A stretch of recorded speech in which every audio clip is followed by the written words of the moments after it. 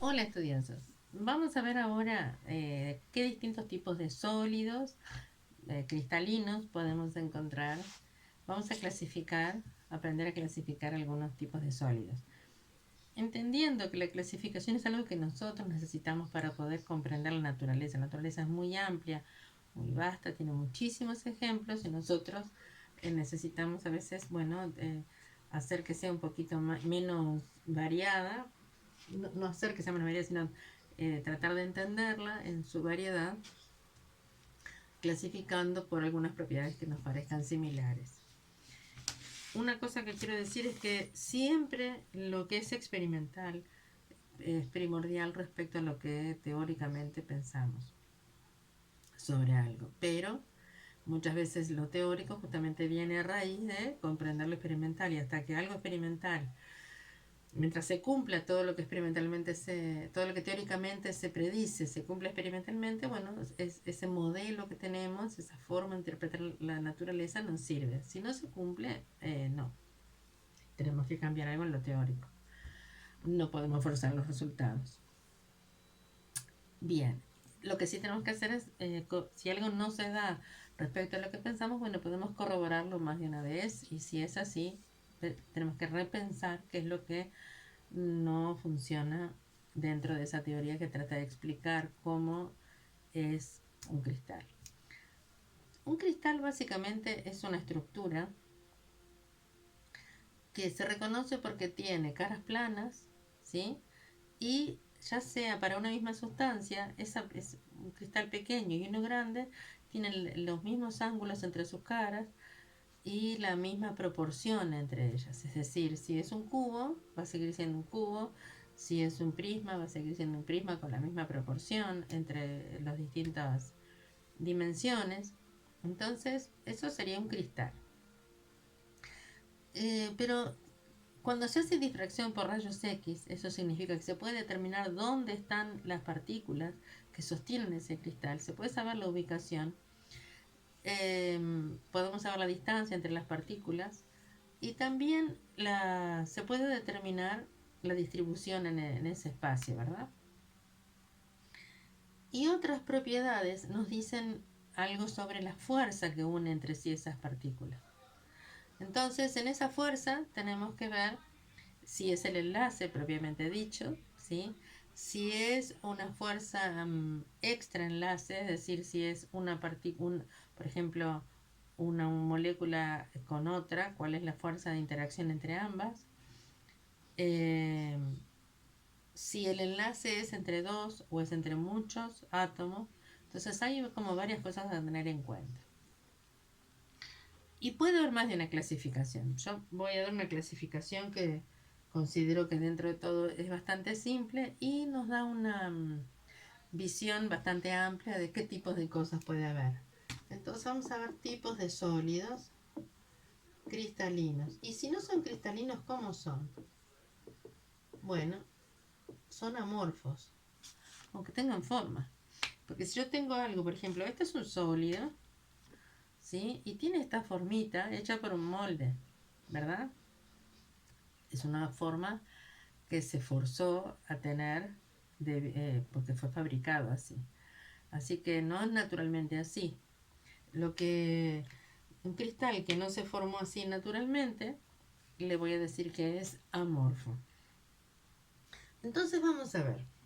Algo bastante interesante a tener en cuenta es que las uniones más fuertes hacen los cristales más quebradizos, más duros y más quebradizos.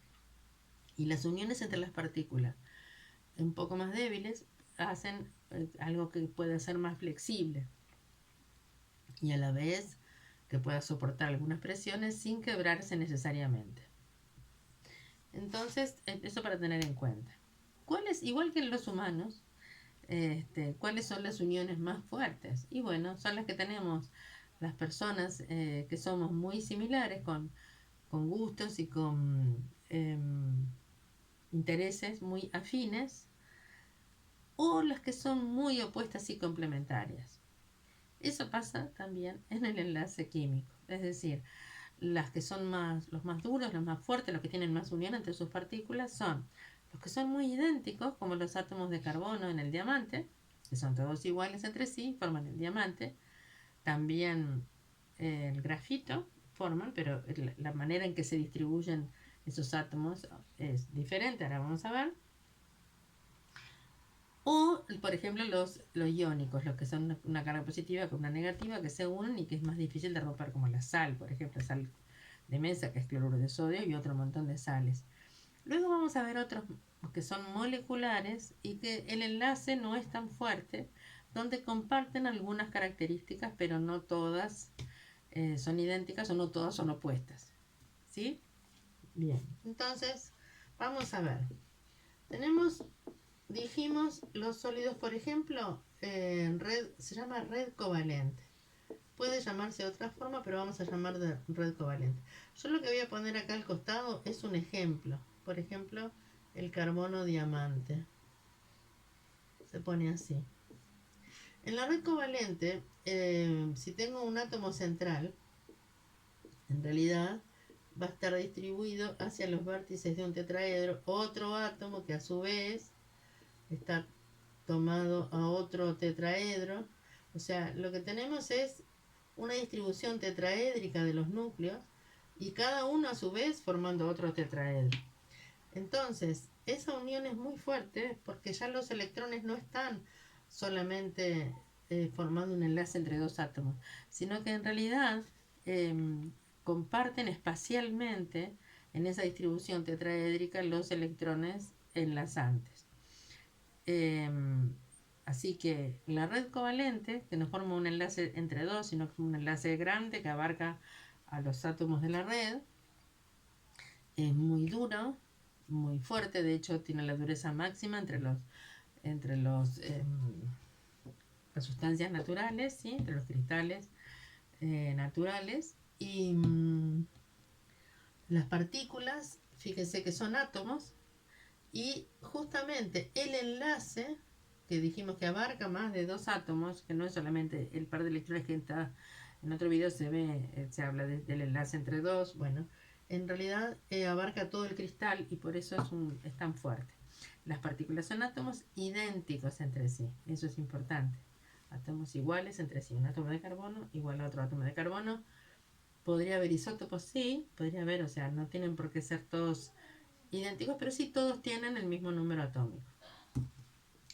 Entonces está formado por átomos del mismo número atómico. La otra cosa, otra propiedad que tienen es que tienen, entonces, las partículas, dijimos, partículas en los nodos de la red. ¿Qué son los nodos de la red?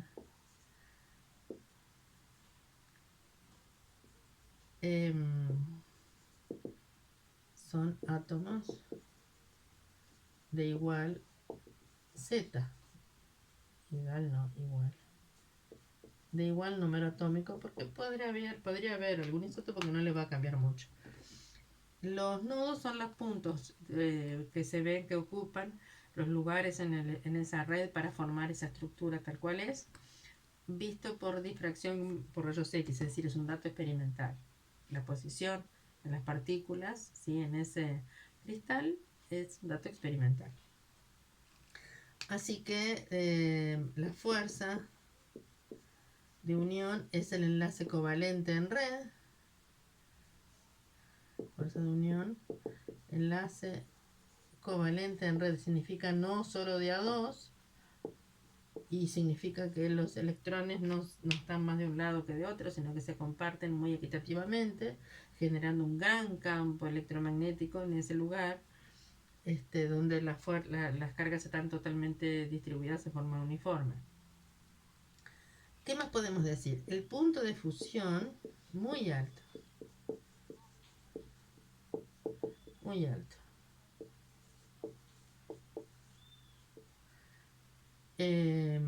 Insoluble. ¿Por qué? Insoluble, vamos a verlo en agua, ¿sí? Insoluble en agua. Los que son solventes polares no tienen ninguna fuerza de atracción sobre algo que no tiene polaridad ninguna. Muy duros, son los más duros y quebradizos. Y no conducen la corriente eléctrica. en estado sólido, no, ni en otro estado, no conducen la corriente eléctrica.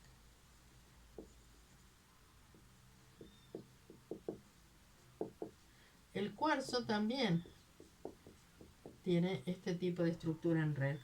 ¿Sí? El cuarzo, que en realidad es óxido de silicio, como es la arena, tiene este tipo de estructura en red. Sin embargo, el carbono tiene otra forma de ubicarse, estos átomos en la red.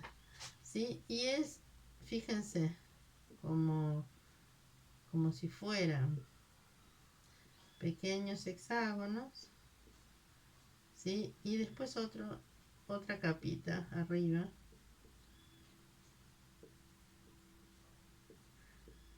Y si bien tienen mucha similitud en algunas propiedades, el punto de fusión es alto, todo eso es muy alto, pero en este caso, como los electrones en realidad, en lugar de estar distribuidos en todo ese cristal, están distribuidos como en capas. Esta capa tiene toda una red de electrones, esta otra tiene otra. Entonces en realidad los electrones se pueden movilizar si le generamos una diferencia de potencia entre dos puntos, y son buenos conductores de la corriente eléctrica. Esto es el grafito, carbono, grafito. Los lápices, ¿sí?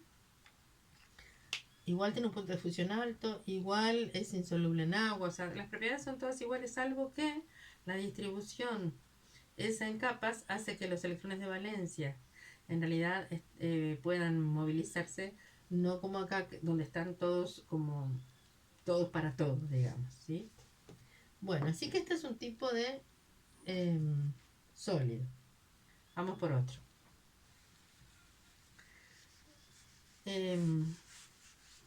Por ejemplo, nos vamos a otro extremo, podría ser, que son los sólidos iónicos. Los sólidos iónicos, como la sal de mesa, y están formados por lo general por un elemento de la tabla periódica que está desde este lado y un elemento de la tabla periódica que está de este lado, ¿sí? Cuando tengo unidos elementos que tienden a perder electrones con elementos que tienden a ganar, lo que va a pasar es que se van a generar cargas, porque efectivamente un átomo le gana electrones a otro, y entonces ese se transforma en negativo y el otro se transforma en positivo. Entonces, sólido iónico está formado por iones. Fíjense que una forma de representarlo es, por lo general, los negativos. En realidad no, los voy a poner de dos colores, pero los tamaños son relativos porque va a depender de si tengo unidos de átomos del mismo periodo o no. Entonces ahí, fíjense, si esto es en una línea, en una pared me va a quedar así. Esperen que lo ponemos, hacemos una distribución más o menos estable.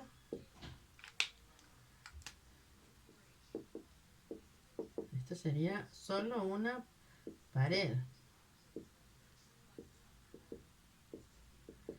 ¿Sí? Y esto, por ejemplo, en 3 dimensiones, bueno, también acá iría un positivo, atrás de este, ¿entienden? En esta dirección, así, si pienso en un cristal cúbico, por ejemplo, en realidad esto, solo una pared, todo hacia adentro del cristal, estarían alternando cargas positivas y negativas. Así que las partículas en la red, en esos nodos que dijimos, las partículas son iones positivos y negativos. Y negativos. Iones positivos, vamos a ponerle el nombre, que son cationes. Por lo general los metálicos son cationes, y negativos, que son los aniones. Por lo general pueden ser estos aniones, pueden ser simples o compuestos por complejos, o sea, con más de un átomo. Pero la cuestión es que la fuerza, entonces, la fuerza que une las partículas en el cristal coincide con el enlace electrostático. Coincide con el enlace, con la interacción electrostática.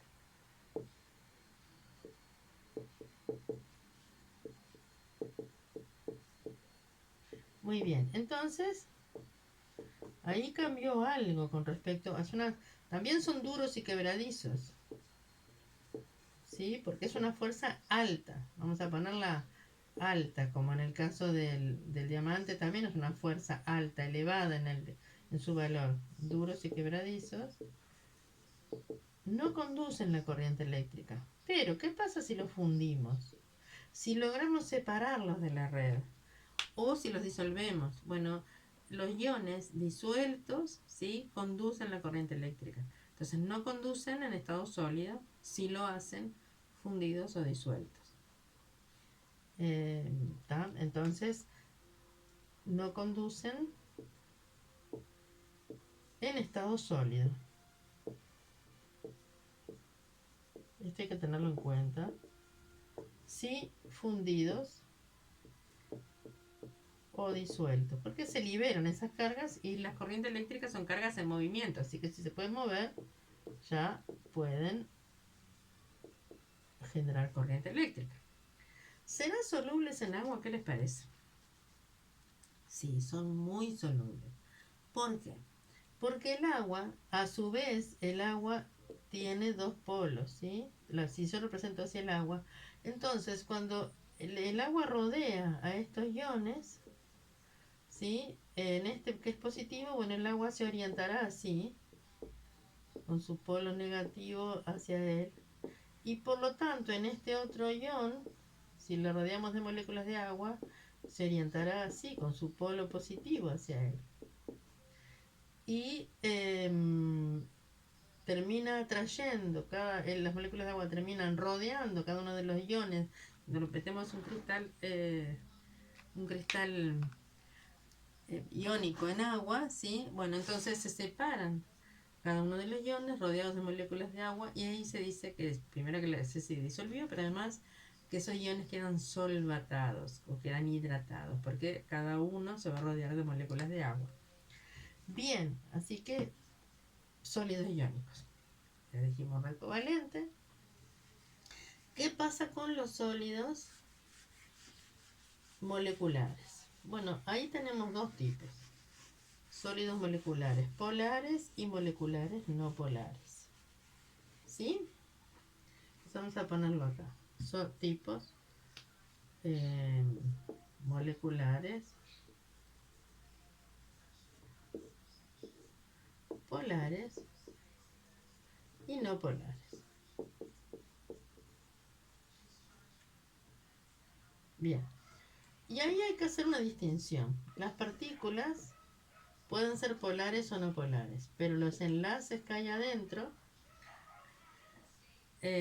si son todos no polares, el sólido va a ser no polar. Pero si son polares, pero a su vez la dirección de lo que se llama su momento dipolar es igual y opuesta, vamos a ver algún caso, entonces pueden ser no polares. Un ejemplo de los sólidos no polares, por ejemplo, el CO2. Este es un sólido que es no polar. Y de los sólidos polares podría ser, bueno, el agua justamente es una de las que tenemos, y también moléculas formadas por el mismo tipo de átomos, ¿sí? El yodo, el nitrógeno, el oxígeno, todos estos diatómicos formados por el mismo tipo de átomos, sería todos los que son orgánicos, ¿tá? CN, las parafinas, fíjense que todos los que son orgánicos, esta es la fórmula genérica, para un número cualquiera de carbono, tiene el doble de hidrógenos más 2 con respecto a ese número de carbono. Bueno, estos son no polares. Y este puede ser el azúcar, puede ser la glucosa, vamos a poner la glucosa. ¿Cómo sería el azúcar? C12, H22 o 11. La sacarosa sería así. Acá tenemos también, capaz que en algún momento la vieron en el laboratorio, la naftalina, ¿sí? O sea, es parecido a esto, C10H8, tiene una menor proporción pero siempre son hidrocarburos, los hidrocarburos son no polares. Este es polar, estos son polares. Dijimos que este es el azúcar, sacarosa o azúcar. ¿Y por qué les digo esto? Bueno, porque vamos a tener en cuenta algunas características. Primero, si me dice moleculares, ya sé que las partículas en los nodos son moléculas. Así que ahí tengo una propiedad que es común a ambos. El asunto es que acá serán moléculas polares y acá serán moléculas no polares. En las moléculas polares, fíjense que el enlace en realidad está acá adentro, ¿sí? Si tengo una molécula de agua, por ejemplo, ¿cómo es la molécula de agua? ¿Cómo se visualiza en cuanto a la forma molecular la molécula de agua? El oxígeno tiene dos pares de electrones sin compartir y un par compartido con el hidrógeno. Estos dos pares le dan una zona negativa y entonces hace que donde está el hidrógeno haya una zona positiva. Fíjense que si hay otra molécula de agua cercana, lo que va a pasar es que es atraído uno de los átomos de hidrógeno, por ejemplo, es atraído, forma lo que se llama un enlace de hidrógeno. Antes se llamaba puente de hidrógeno y lo llamamos enlace de hidrógeno, y así sucesivamente con otra. En realidad lo que la atrae justamente es el par de electrones sin compartir, ¿sí? Todas estas uniones entre sí, en definitiva, si yo lo quiero representar, puedo decir que, bueno, no es que haya como en el caso de los iones, más, menos, sino que hay, veamos, moléculas, puede ser el agua, puede ser cualquier otra molécula polar, una zona positiva y una zona negativa dentro de la molécula. Y acá se va a dar vuelta. Las fuerzas que debemos vencer para fundirlo o para disolverlo son las que están uniendo una molécula con otra. No es romper el enlace, no es romper una molécula. No es como en el caso de los iónicos, que era coincidente con el enlace electrostático. Tenemos que vencer esta fuerza, ¿sí? Esta fuerza que se llama dipolo-dipolo.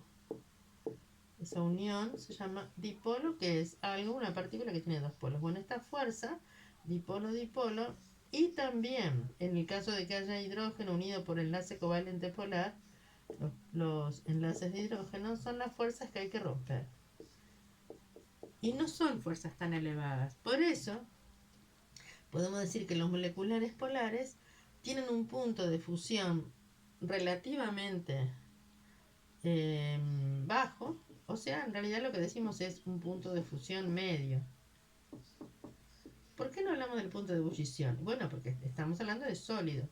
Así que el punto de fusión es donde cambia de estado de sólido a líquido a cierta presión ambiente. El punto de fusión medio, no es ni muy alto ni muy bajo. Y por lo general son solubles en agua. Bueno, el agua obviamente es soluble en agua.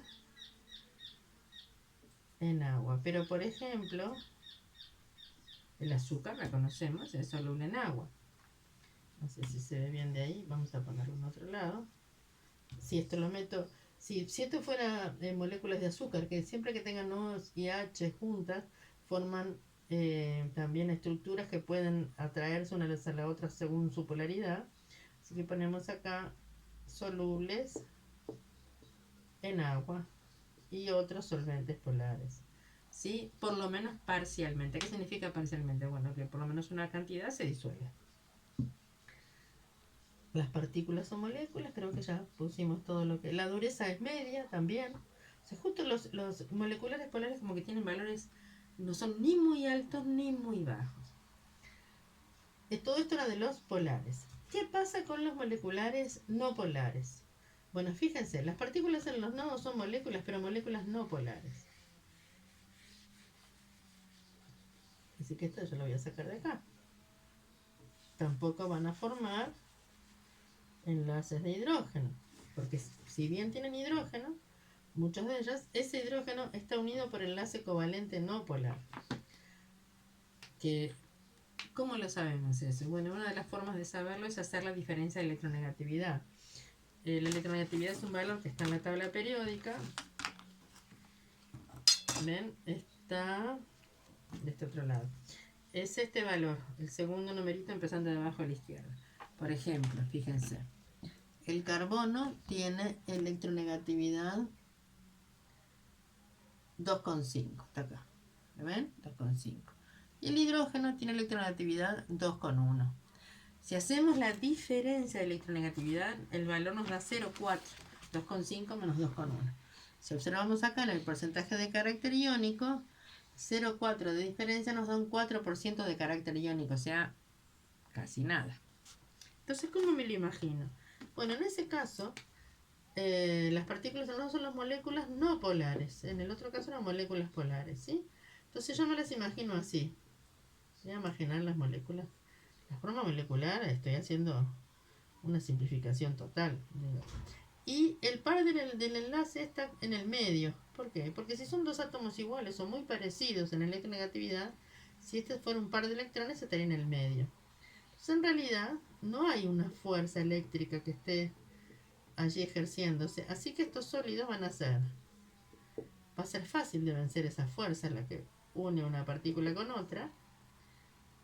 Entonces son blandos cuando se logran solidificar, porque generalmente son muchos no son sólidos a temperatura ambiente. Blandos pueden ser no quebradizos, o sea, más flexibles, punto de fusión muy bajo y tampoco se disuelven fácilmente en agua. En general, para disolverlo, o muy poco solubles en agua o solventes polares. En general, para disolverlos lo que necesito es un solvente no polar, yo qué sé. Puede ser lo que conocemos como Disan, ¿sí? Como thinner o thinner, y otros solventes como tetracloruro de carbono y otros solventes que se usan por afinidad. Entonces fíjense, bueno, pero ¿y esta fuerza qué viene siendo? Se llaman fuerzas de London o de dispersión. ¿Por qué? Si hay vibración en estas partículas cargadas, está toda la distribución súper pareja, quiere decir que no hay una carga neta. Pero momentáneamente estos electrones se pueden correr un poquito y entonces acá se forma un polo negativo y por lo tanto puede atraer y formar un polo positivo momentáneo. Entonces dipolo inducido se le dice, porque como que en realidad es un dipolo momentáneo. ¿Qué se consideran las fuerzas de London o de dispersión? Ahora les voy a contar algo. Estas fuerzas existen en todos los otros sólidos que vimos también. Son las de más bajo valor, son muy pequeñas en cuanto a magnitud, por lo tanto frente a las otras fuerzas de atracción, como la electrostática, los enlaces de hidrógeno, a veces pasan desapercibidos. Pero si queremos mencionar todas las fuerzas que unen las partículas en un cristal, deberíamos siempre poner las fuerzas de London o de dispersión. ¿Sí? ¿Por qué? Porque van a estar. ¿Por qué significa eso? Cuando hay una de dispersión de London. Bien, y en realidad también a veces se confunden con las fuerzas de Van der Waals. Las fuerzas de Van der Waals son un modelo, el de Van der Waals, que tiene que ver con que cada partícula, cada átomo se va a tener como una zona. Si yo acerco dos átomos, el radio de Van der Waals, ¿sí? Imagínense que dos átomos pueden ser de lo mismo, o no importa, que sea de distintos elementos. Voy a tener un núcleo, acá otro núcleo, una periferia y acá otra periferia. Entonces, ¿qué fuerzas hay ahí? Si eso se está acercando, imagínense que se encuentra una periferia con otra. Empieza a haber repulsión porque son cargas eléctricas negativas. Pero a la vez, cuando se acerca esta periferia puede ser atraída por este núcleo y la periferia de este puede ser atraída por este núcleo. Entonces se puede acercar un poquito más. Pero si se acercan más de cierta distancia, los núcleos van a empezar a repelerse. Quiere decir que hay justito una distancia, un radio alrededor de cada partícula que tiene que ver con el equilibrio entre esas fuerzas atracción-repulsión. Y va a tener que ver también con la distribución de las cargas en esa partícula. Así que esa es el radio, perdón, las fuerzas de Van der Waals, que también muchas veces se asocian a esto mismo. Que existen siempre que haya partículas cargadas. Y una distribución espacial de esas partículas va a tener que ver con hasta dónde alcanzan esas fuerzas electromagnéticas. Hasta qué radio. Bueno, solo nos faltan los sólidos metálicos. A ver, vamos a hacer al revés. En el caso de los sólidos metálicos vamos a pensar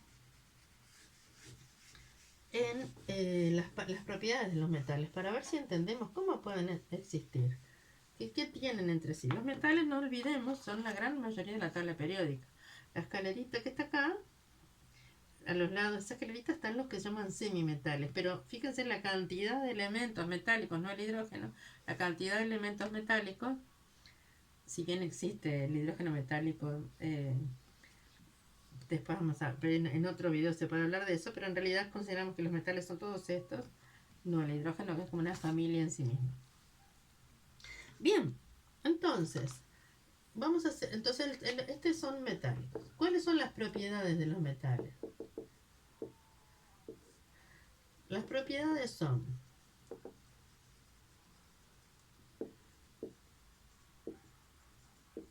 a ver, brillo característico, en estado de pureza sobre todo, ¿no?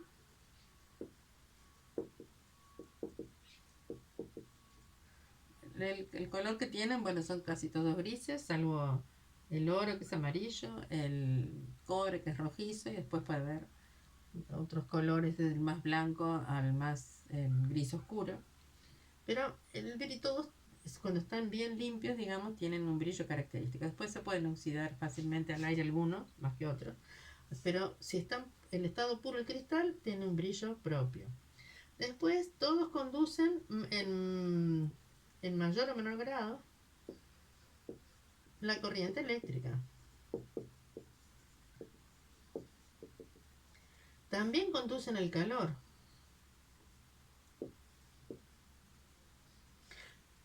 Perdón, conducen la corriente eléctrica estando sólidos. Puede ser que en otros estados también, pero básicamente conducen la corriente eléctrica. Pues si ponemos un metal dentro de agua, no se disuelve. No. Así que insolubles en agua. Cuidado, porque pueden haber visto que puede haber reacción química con el agua. Si pongo un trozo de potasio, un trozo de sodio, sí, de litio puros, esos elementos en agua, de hecho un trozo el calcio no sé si llega a reaccionar solo así con el agua o necesita una temperatura de repente mínima para reaccionar, pero bueno, insolubles en agua. Y eso va a querer decir justamente que tienen una estructura tal que hace que no se separen unos de otros tan fácilmente, aunque sí las cargas se pueden movilizar dentro del cristal. Piensen en esto. ¿Sí? Conducen la corriente eléctrica, conducen al calor, o sea que acá hay algo que se puede mover fácilmente. Y el punto de fusión y el punto de ebullición, perdón, el punto de fusión y la dureza, yo les voy a decir un término, que son variados, que no es lo mismo que variable. A veces piensan que es variable, muchas veces ponen variable. No, variable no, porque para un cierto elemento vale lo que vale y punto. Para el cobre vale tanto, para el magnesio vale tiene otra dureza, otro punto de fusión. O sea, lo que es variable es de un elemento a otro dentro del mismo grupo de elementos. No podemos decir que son todos altos o todos bajos. Por ejemplo, el mercurio es un elemento que a temperatura ambiente es líquido. Sin embargo, para fundir otros metales, yo que sé, como el oro, o vamos a buscar algún punto de fusión. El punto de fusión lo tenemos acá también, ¿ven? Acá tengo el lutecio, que es un metal 1652 grados Celsius, digo, en la clave. Yo que sé,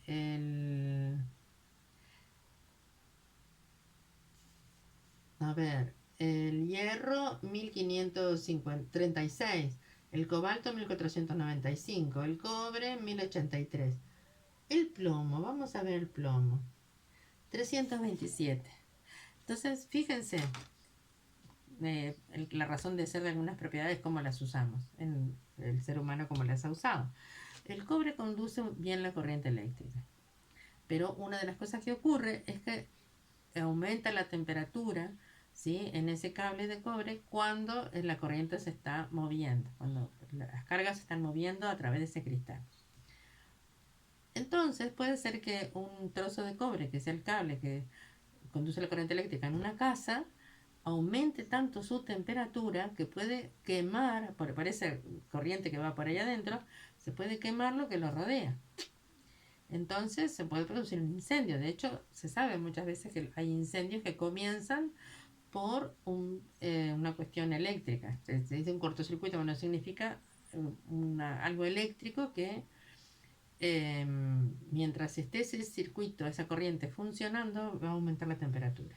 Cada tantos metros de cable se pone un fusible, que antes eran de plomo, puede haber de otros materiales, pero ¿qué es el fusible? Viene de la palabra fundirse también, algo que de fusión.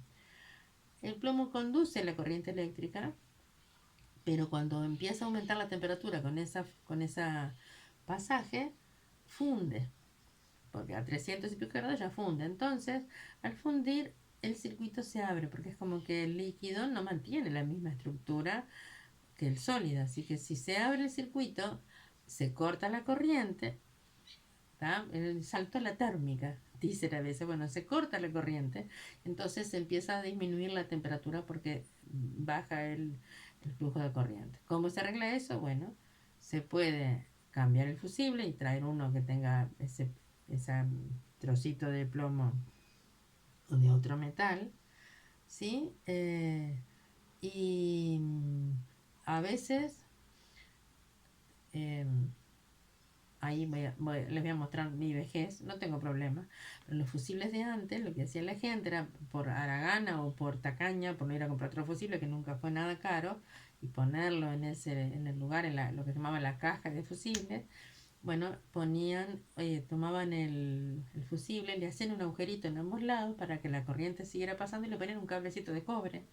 O sea, lo reconstituían, pero en vez de con plomo, con otro alambrecito de cobre. Entonces lo que pasaba era que en definitiva estaban perdiendo esa seguridad de que si la temperatura era muy alta, la corriente se cortara sola. Así que esa era la función. Bueno, ven ahí donde se usan las distintas propiedades, pero no es que varíe el punto de fusión del cobre ni que varíe el punto de fusión del plomo. Varía entre el cobre y el plomo el valor del punto de fusión. Por eso puse variado. Y lo mismo pasa con la dureza. Algunos metales serán durísimos y resisten mucho todas las fuerzas, la de tracción, las fuerzas de torsión, todas esas las pueden resistir hasta un cierto punto, ¿sí? Y otros menos. Otros se le produce lo que se dice la fatiga del metal mucho más rápido, más rápido, con fuerzas menores aplicadas, y entonces ese metal puede romper la estructura cristalina. Bueno, ¿saben cómo se explica? Porque eso no le dijimos. El modelo del enlace metálico sería algo como esto. Los que están en los nodos son los cationes. ¿Sí? Los cationes forman la red cristalina. ¿Y dónde están los electrones? Y estos cationes mismos, ¿qué serían? ¿No? ¿Es el núcleo solo? No. Por ejemplo, si tengo el metal que dijimos, el magnesio, ¿sí? El magnesio 12 tiene la configuración es 1s2, 2s2, 2p6, 3s2. Todos estos, ¿sí? El núcleo más todos estos es lo que formaría el catión. Y estos dos electrones que están allí, entonces quedarían en el intersticio, en la zona entre los grupos de cationes, de átomos. Entonces, ¿qué pasa? A estos que se les llaman electrones libres o electrones de valencia, electrones libres que tiene el metal, si le ponemos una diferencia de potencial entre un punto y otro, lo conectamos, ¿sí?, a una diferencia de potencial, lo que va a pasar es que los electrones, esto sería como una batería, ¿no? Si tenemos una diferencia de potencial, los electrones se mueven. En realidad se mueven está bien, de menos a más, se mueven para allá, hacia el polo positivo de la batería. ¿Está? Se moverían rápidamente así. Y esto es lo que explica también, esto explica la conducción eléctrica y si quieren también explican la conducción de calor, porque al moverse fácilmente empiezan a rozar, ¿sí? Con estos eh, cationes metálicos que son los que están como ocupando todo el espacio, lo que aportan más masa, y entonces en ese rozamiento se produce calor. Y la otra cosa que pasa es que como son fácilmente excitables, se dice que tienen una energía fácil de alcanzar para liberarse y moverse, si acá llega una luz, una se representa muchas veces con H nu, esto es luz, una radiación electromagnética, ¿sí? Lo que va a pasar, si el metal está pulido, es que los rayos de luz que llegan paralelos, entonces también van a ser devueltos, digamos, por la energía de esos electrones en forma paralela. Entonces, si está bien pulida la superficie del metal, eh, lo que va a pasar es que todos esos rayos paralelos salen paralelos y además pueden salir incluso con una energía mayor. ¿Por qué? Porque estos electrones liberan energía también debido a que son fácilmente excitables, fácilmente adquieren energía porque están como en una zona donde no están como los otros enlaces que están entre este y este, entre este y este, sino que en una zona que abarca todo el cristal. Es como un gran orbital cristalino, ¿sí? Como un gran orbital cristalino, y por eso se dice que en realidad el enlace de metálico es como si fuera una nube o un mar electrónico. Bueno, esto respecto a las propiedades de los tipos de sólidos. Vamos a ver ejercicios.